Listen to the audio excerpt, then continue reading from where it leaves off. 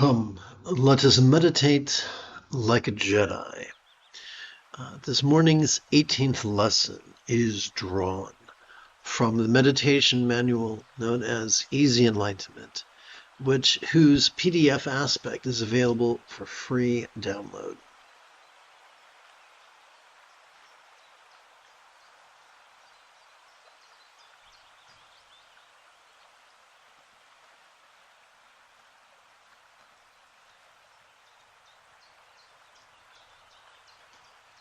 Let us explore the sufficiency of mindfulness meditation. The Nobel laureate Albert Einstein is said to have quipped, "Any intelligent fool can make things bigger, more complex, and more violent." However, it takes a touch of genius and a lot of courage to move in the opposite direction. In a vast ocean-like throng of rigid, fearful, superstitious, controlling, elitist, cryptic, competitive, and cruel fools, there are many who insist that enlightenment is attainable only for the special few who live in a special place, in a special time, with special companions, and have received special teachings from a special teacher. Because they're so damn special, and we are not. But that is not what the Buddha taught. Real or archetypical, he taught that enlightenment was as simple as mastering the Eightfold Path, and that could be done in as little as 7 days. How egalitarian is that? The keys to a right view that facilitates letting go, kind intentions, communication, conduct, as well as commerce, and the effortless effort of having our choices, utterances, and deeds flow from love's centered spontaneity are simply the practices of mindfulness and meditation.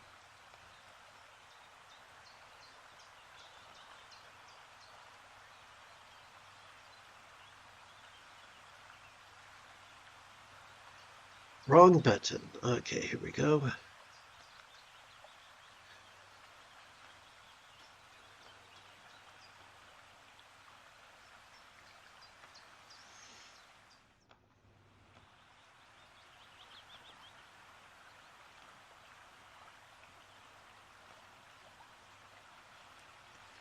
Four, when practiced enthusiastically, sustainably, and effectively, mindfulness and meditation are the spiritual equivalent of a Swiss Army knife.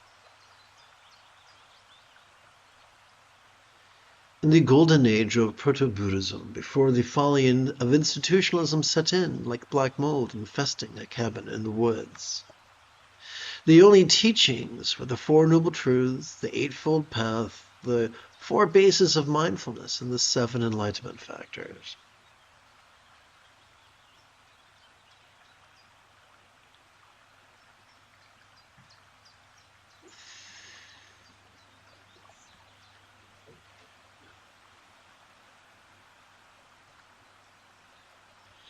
Which contain the essence of all morality, loving kindness. Remember, actively striving to focus upon or analyze loving kindness produce nothing more than a mere analog, pale and flaccid and worthless and weak. For the highest love, spontaneous and uncontrived, is the effortless byproduct of mindfulness and meditation.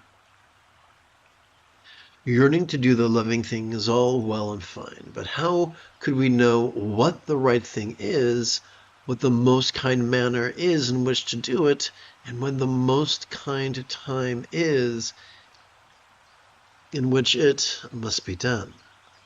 Centered spontaneity.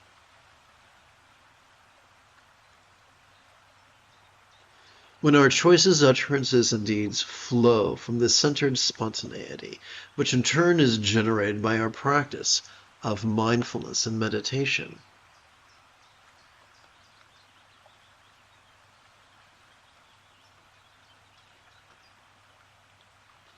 Love's kindness is as natural, effortless, and potent as our next breath.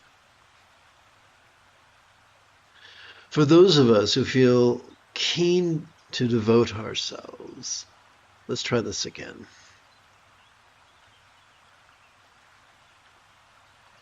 For those of us who feel keen to devote ourselves to an Ajahn, Roshi, Shifu, or Lama, our ultimate teacher is simply our mindfulness and meditation. For the sole purpose of the outer teacher is to acquaint us with the inner teacher, which could be done in but a single sitting.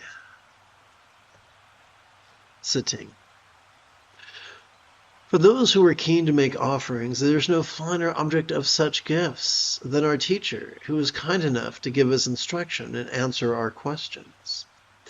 Although optional donations could be lovely, the greatest offering we can make to our teacher is none other than the enthusiastic and sustainable practice of their instructions, whose essence is none other than mindfulness and meditation.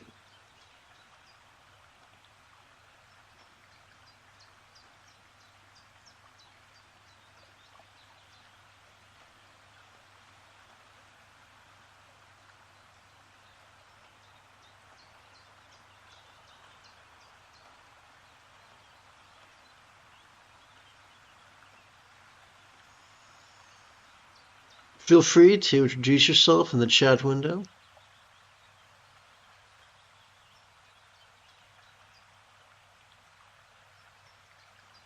For those of us who long for the purification of our so-called karmic negativities and their propensities,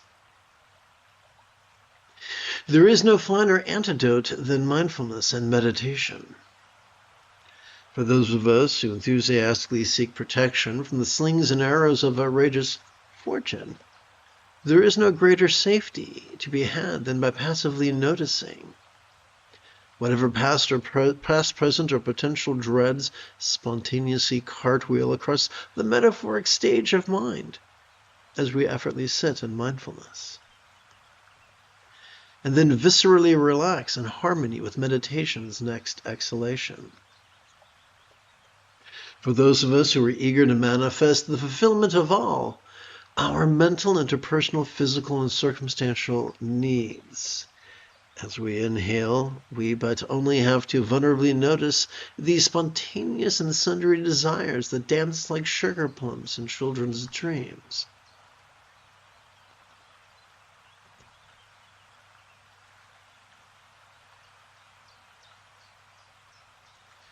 And meditatively relax and release as we breathe out.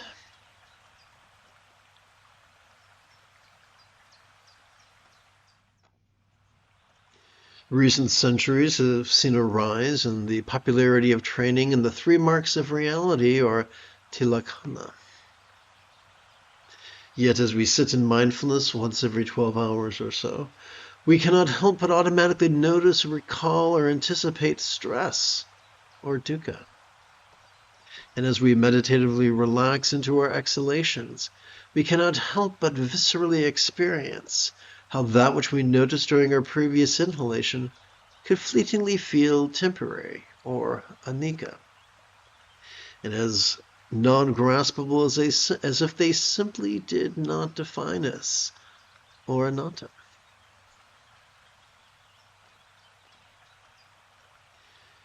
Even the tyranny exerted by the 5 mental poisons over our choices, utterances, and deeds is easily tamed through mindfulness and meditation.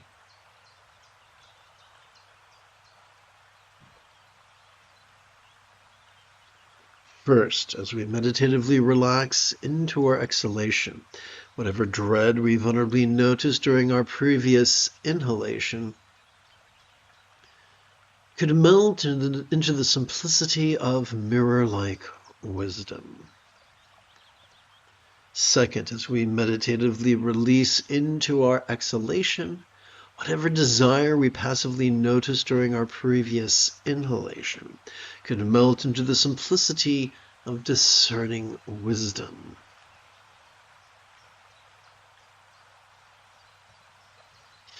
Third, as we meditatively relax into our exhalation, whatever turmoil we vulnerably noticed during our previous inhalation could melt into the simplicity of all-pervading wisdom.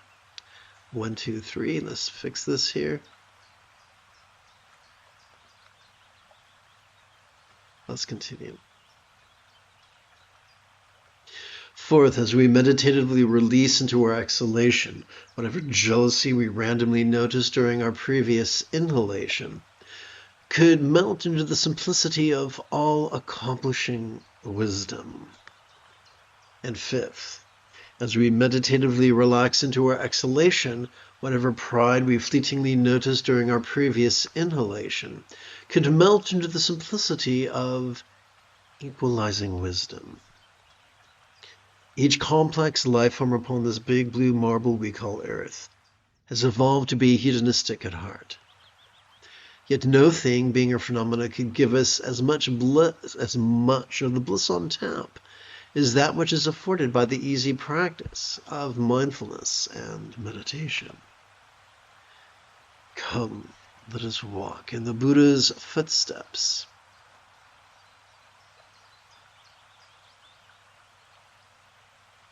Practicing mindfulness and meditation.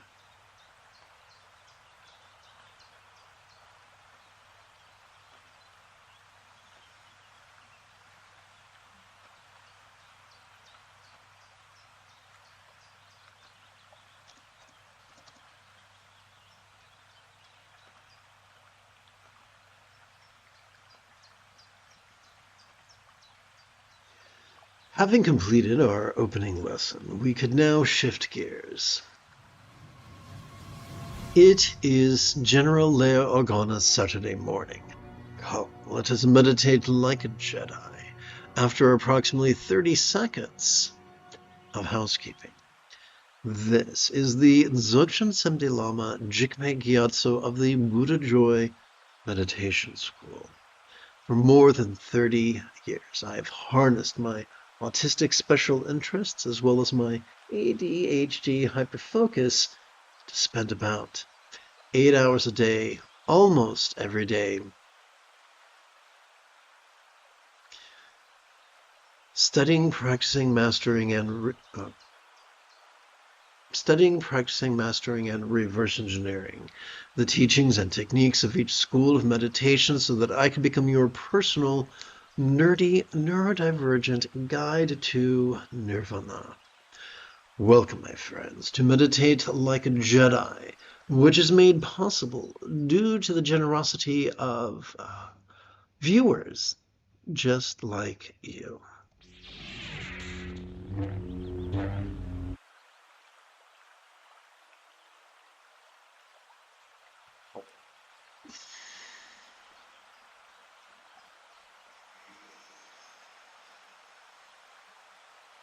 For the remainder of this morning's live stream, let's practice mindfulness and meditation. Despite the ravings of those who are quite rigid, fearful, superstitious, controlling, elitist, cryptic, competitive, and cruel, if we actively focus and actively analyze, we will exhaust the medial and dorsolateral prefrontal cortex, causing us to present with symptoms of depression, as well as trigger our amygdala, the seat of both cowardice and cruelty, as well as competition.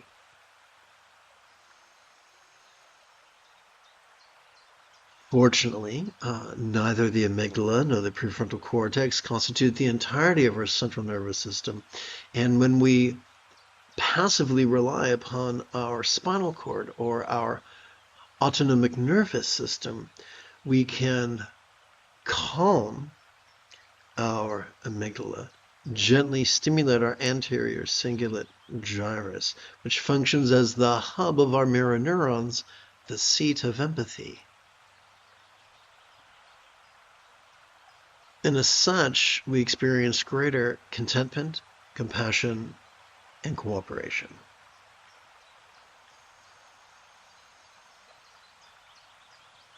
So how do we make this happen? How do we get out of our own way? Simple. Every time we inhale, we have evolved to automatically access the middle bit of our spinal cord, known as the sympathetic nervous system, which has evolved to help us to vulnerably, passively, viscerally, randomly, and fleetingly notice mind's antics of sights, of seeing, hearing, feeling, tasting, smelling, and the like, including the full spectrum of human emotions, intentions, cognitions, recollections, and imaginings.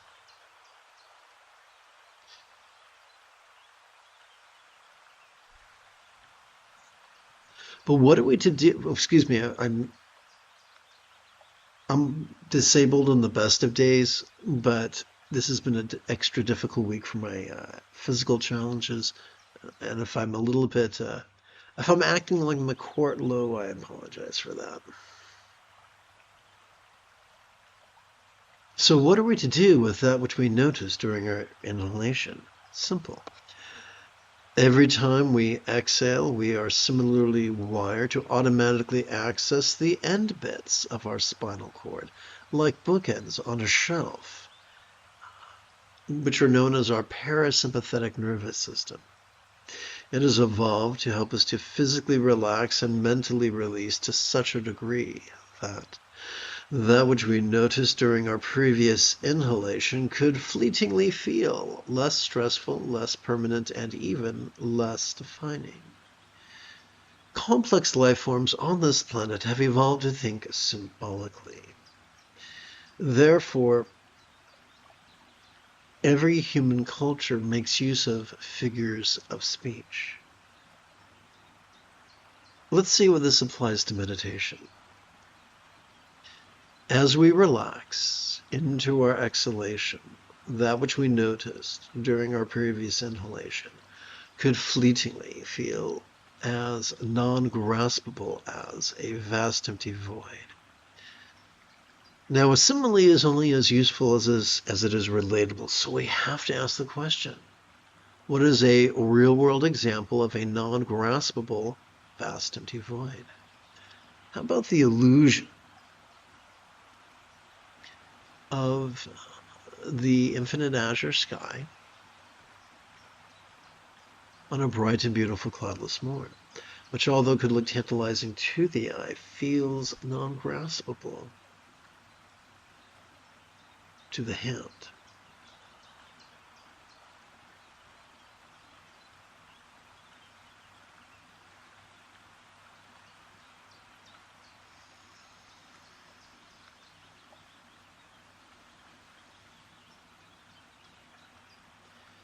Mindfulness is simply noticing mind's antics, and the easiest way to perform it, the most sustainable way to perform it, is to silently and mentally recite the demonstrative pronoun this each time we feel our diaphragm pull down as we inhale. Meditation is simply relaxing into mind's non-graspable nature.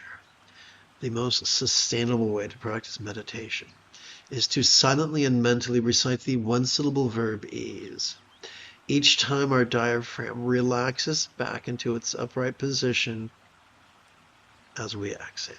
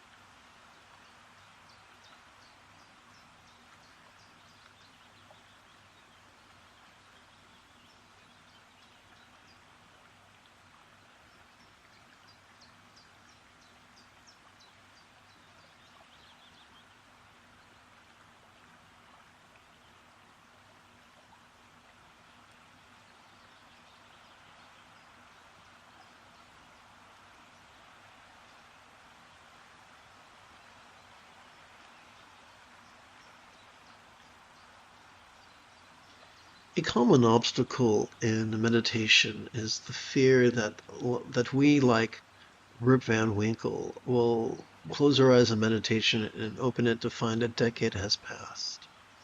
An easy workaround for this fear is threefold. We can keep track of about 90 seconds or so simply by counting the creases of our right hand. As we breathe in, let me rephrase that. It's simply by counting 16 inhalations on our right hand. We to use the tip of our right thumb to count each finger's 3 sets of creases and its tip. And of course, since 4 times 4 is 16, this becomes child's play. But 90 seconds doesn't seem a sufficient time to sit in meditation, and so we can gather 16 sets of those 16 inhalations on our left hand, sliding the tip of our left thumb each time we complete a set of 16 on our right hand. First, second, third, fourth set of 16 inhalations. 5th, 6th, 7th, 8th, 9th, 10th, 11th, 12th, 13th, 14th, 15th, 16th. Very nice. So 16 sets, 16 repetitions can get us pretty close to the 20-minute mark.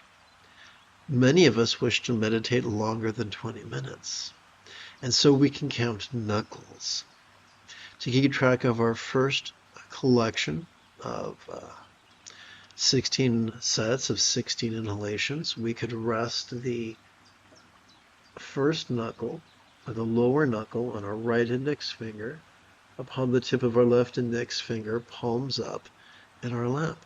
For the second set, or the second collection, we can slide up to the second knuckle and rest our hands on the lap.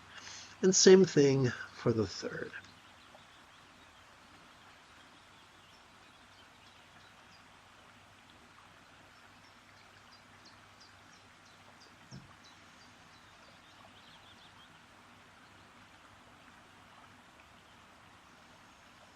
If you are prone to arthritis, you may wish to adjust your legs every 15 minutes or so.